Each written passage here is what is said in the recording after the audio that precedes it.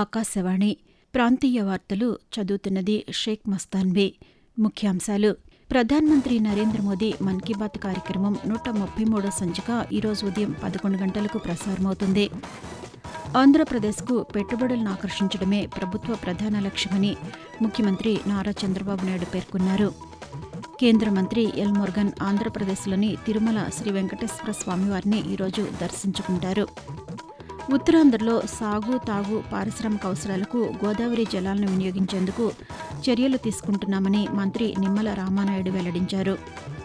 జనగణన 2027లో భాగంగా తెలంగాణలో ఈ రోజు నుంచి స్వీయ గణన కార్యక్రమం ప్రారంభమవుతుంది. వార్తల వివరాలు: ప్రధానమంత్రి నరేంద్ర మోదీ తన మనసులోని భావాలను ఆకాశవాణి ద్వారా దేశ ప్రజలతో పంచుకునే మన్ కీ బాత్ మనసులోని మాట కార్యక్రమం 133వ సంచిక ఈరోజు ఉదయం 11 గంటలకు ప్రసారమవుతుంది. మన్ కీ బాత్ తెలుగు అనువాదం ప్రధాని ప్రసంగమైన వెంటనే ఒకసారి, రాత్రి 8 గంటలకు మరొకసారి ఉభయ తెలుగు రాష్ట్రాల్లోని అన్ని ఆకాశవాణి కేంద్రాల ద్వారా ప్రసారమవుతుంది. ఆంధ్రప్రదేశ్కు పెట్టుబడులను ఆకర్షించడమే ప్రభుత్వ ప్రధాన లక్ష్యమని ముఖ్యమంత్రి నారా చంద్రబాబు నాయుడు పేర్కొన్నారు. ముంబైలో జరిగిన కార్యక్రమంలో కేంద్ర ఆర్థిక మంత్రి నిర్మలా సీతారామన్ చేతుల మీదుగా economic times business reformer of the year 2025 అవార్డును ముఖ్యమంత్రి నిన్న స్వీకరించారు.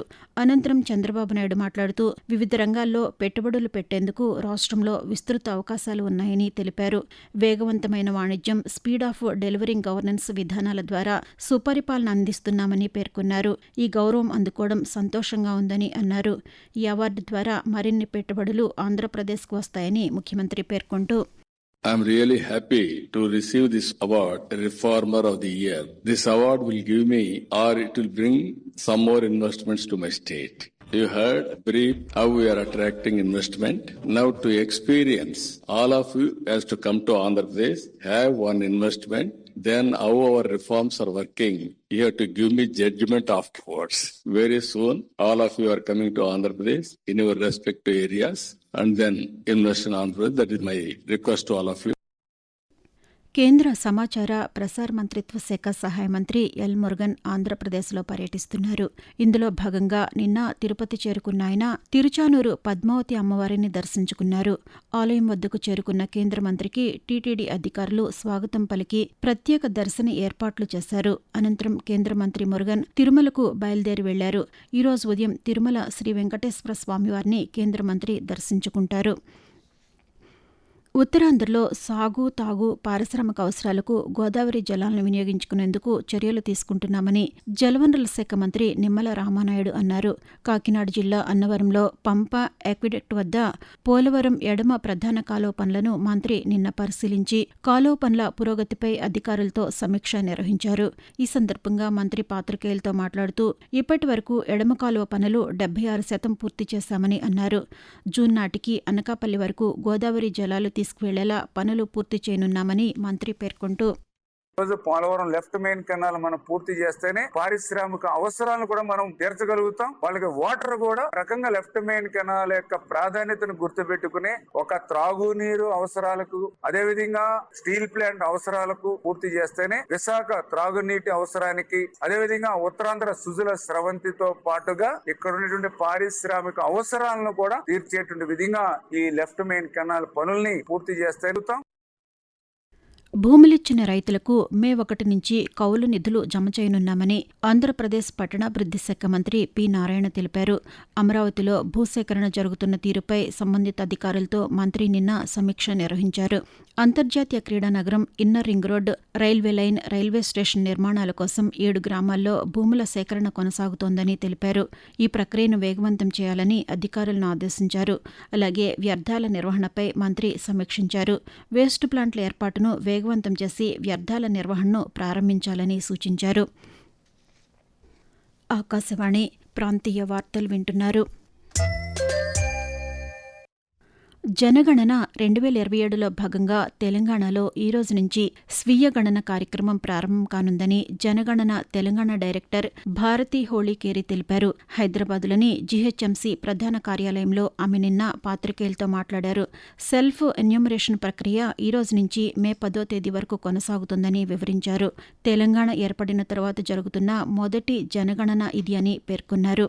ప్రజలు se.census.gov.in వెబ్ పోర్టల్ ద్వారా స్వచ్ఛందంగా జనగణనకు తమ వివరాలను అందించవచ్చునని తెలియజేస్తూ సెల్ఫ్ ఎన్యుమరేషన్ ఏదంటే మనకి మొదటి దశలో 33 క్వశ్చన్స్ ఏమున్నాయి అవన్నీ కూడా ప్రజలు వాళ్ళ కుటుంబం తరపు నుంచి నేరుగా వాళ్ళే ఇవన్నీ కూడా ఫిల్ చేసేసి ఈ ప్రక్రియలో పాల్గొనొచ్చు. సో దీనికోసం ఒక ప్రత్యేకమైన పోర్టల్ అనేది, సో ఆ పోర్టల్ కూడా ఎలా మనం యాక్సెస్ చేయాలనేది కూడా మేము ఇచ్చేసాము. అది se.census.gov.in. సో ఇక్కడ ఏదంటే ఎంటర్ చేసిన తర్వాత అక్కడ ఒక క్యాప్చా అనేది వస్తుంది. నేను ఈ ముందే చెప్పినట్టు మల్టీ ఫ్యాక్టర్ ఆథెంటికేషన్ కి దాంట్లో అది ఒక భాగం. ఆ క్యాప్చాని మీరు ఎంటర్ సరిగా చేసేస్తే అప్పుడు మీకు ఒక మెసేజ్ వస్తుంది. సో బైలింగ్వల్ లో ఇంగ్లీష్ అండ్ హిందీలో మీకు వెల్కమ్ మెసేజ్ వస్తుంది. ఆంధ్రప్రదేశ్ హైకోర్టు ప్రధాన న్యాయమూర్తిగా జస్టిస్ లీసా గిల్ నిన్న ప్రమాణ స్వీకారం చేశారు. విజయవాడలోని లోక్ భవన్లో గవర్నర్ ఎస్ అబ్దుల్ నజీర్ ఆమెతో ప్రమాణం చేయించారు. రాష్ట్ర హైకోర్టు తొలి మహిళా ప్రధాన న్యాయమూర్తిగా జస్టిస్ లీసా గిల్ నిలిచారు. జస్టిస్ లీసా గిల్ స్వస్థలం చండీగఢ్. 1990లో న్యాయవాదిగా పంజాబ్, హర్యానా హైకోర్టులో ప్రాక్టీస్ ప్రారంభించారు. సుదీర్ఘకాలం చండీగఢ్కు పలు ప్రభుత్వ రంగ బోర్డులకు, కార్పొరేషన్లకు ప్రాతినిధ్యం వహించారు. 2014 మార్చి 31న పంజాబ్, హర్యానా హైకోర్టు న్యాయమూర్తిగా నియమితులయ్యారు. ఆంధ్రప్రదేశ్లో మాదక ద్రవ్యాల నియంత్రణకు కఠిన చర్యలు తీసుకుంటున్నామని రాష్ట్ర డీజీపీ హరీష్ కుమార్ గుప్తా వెల్లడించారు. గుంటూరు జిల్లా రత్నాల చెరువులో కొత్తగా ఏర్పాటు చేసిన ఈగల్ ప్రధాన కార్యాలయాన్ని డీజీపీ నిన్న లాంఛనంగా ప్రారంభించారు.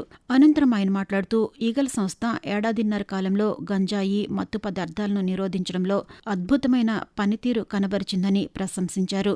రాష్ట్ర వ్యాప్తంగా గంజాయి, డ్రగ్స్ కేసుల్లో నిందితుల విచారణకు రాష్ట్రంలో 13 ప్రత్యేక కోర్టులను ఏర్పాటు చేయనున్నట్లు తెలుపుతూ ఈగల్ ఆర్గనైజేషన్ ఈ 1.5 years లో చేసిన వర్క్స్ చూస్తే ఒక కంట్రీలో ఒక లీడ్ ఆర్గనైజేషన్ కింద మారిపోయింది.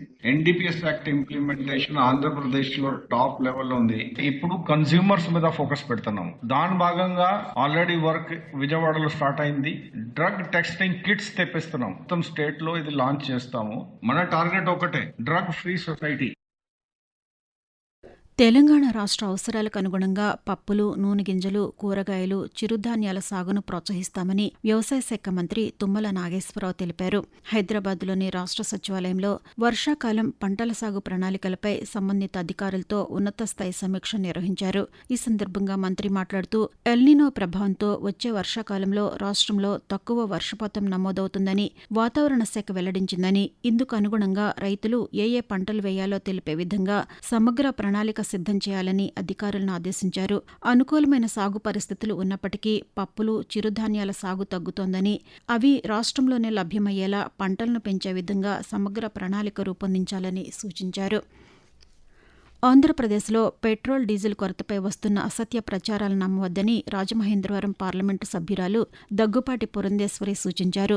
తూర్పుగోదావరి జిల్లాలో ఇంధన కృత్రిమ కొరతపై బెంగళూరు నుంచి జిల్లా కలెక్టర్ కీర్తి చేకూరితో ఆమె నిన్న ఫోన్లో మాట్లాడారు. ఈ సందర్భంగా కొన్ని ఏజెన్సీలు, సరఫరాదారులు కృత్రిమ కొరత సృష్టిస్తూ ప్రజల్లో అనవసర భయాందోళన కలిగిస్తున్నారని ఆందోళన వ్యక్తం చేశారు. ప్రాంతీయ వార్తలు ముగించే ముందు ముఖ్యాంశాలు మరొకసారి.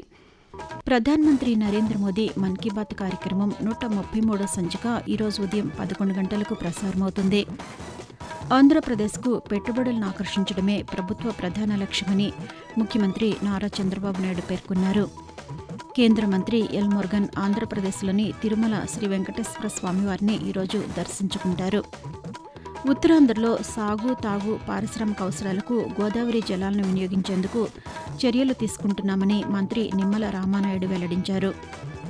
జనగణన 2027లో భాగంగా తెలంగాణలో ఈ రోజు నుంచి స్వీయ గణన కార్యక్రమం ప్రారంభమవుతుంది. ఆకాశవాణి ప్రాంతీయ వార్తలు ఇంతటితో సమాప్తం.